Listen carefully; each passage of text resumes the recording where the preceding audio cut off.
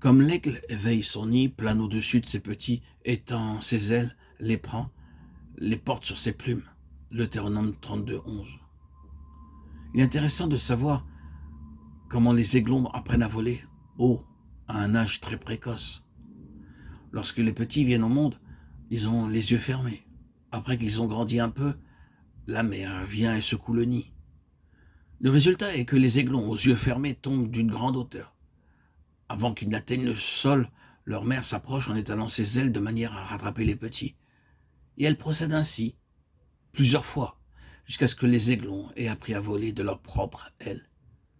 C'est une façon de procéder très douloureuse. Les nids sont brisés, et les jeunes oiseaux qui tombent d'une telle hauteur semblent sans aucun recours. Frères et sœurs bien-aimés, il en va de même pour nous. Nos plans sont brisés par Dieu. Nous nous sentons très isolés parce que personne n'a une attitude amicale à notre égard et nous vient en aide. Lorsque nous traversons des expériences si pénibles, nous apprenons à placer toute notre confiance en lui. Nous nous élevons vers de grandes attitudes spirituelles et les mystères de Dieu nous sont révélés. Voilà comment nous devenons participants aux souffrances du Seigneur Jésus-Christ et que nous en arrivons finalement à bénéficier de la puissance de sa résurrection. Philippiens 3,10. Les souffrances endurées par notre Seigneur étaient d'une nature extrême. À la fin de sa vie terrestre, il fut abandonné par tous. Ses disciples bien-aimés le délaissèrent et prirent la fuite. Tout semblait sombre, le soleil s'obscurcit.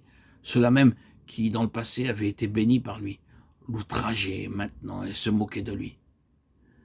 De la même manière, il faut que nous aussi devenions participants de ces douleurs et de ces souffrances, afin d'être capables d'atteindre de grandes altitudes spirituelles. C'est l'expérience que le psalmiste a vécue.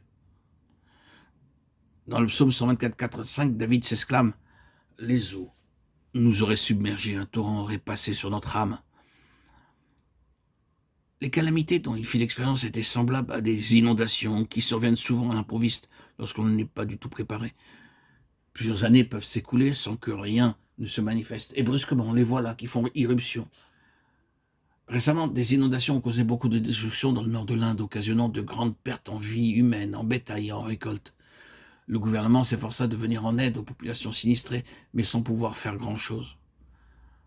Frères et sœurs bien-aimés, chers amis, dans nos vies également, il y a des circonstances où l'ennemi déferle sur nous comme une inondation surgissant là où on s'y attend dès le moins, ou se manifestant à une époque inattendue de l'existence. Le diable peut utiliser contre nous des amis ou des personnes de la parenté, dressant parfois contre nous ceux que nous aimons, respectons et admirons. Il est bon d'avoir été mis en garde contre de telles éventualités. En pareilles circonstances, le Seigneur nous donne la promesse dans le psaume 124, 2, qu'il nous accordera la victoire. Sans l'Éternel qui nous protégera quand les hommes s'élevèrent contre nous.